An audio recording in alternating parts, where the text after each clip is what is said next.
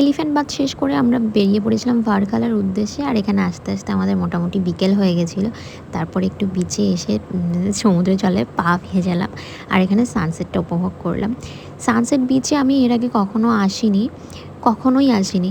তো এবার first time sunset বিচে আসলাম আর আমার খুব ভালো একটা এক্সপিরিয়েন্স হলো, মানে দারুণ লাগলো। আগেই বলেছি আমার পাহাড় পছন্দ, বাট তাই বলে কি সমুদ্র একেবারেই অপছন্দ? একদমই না।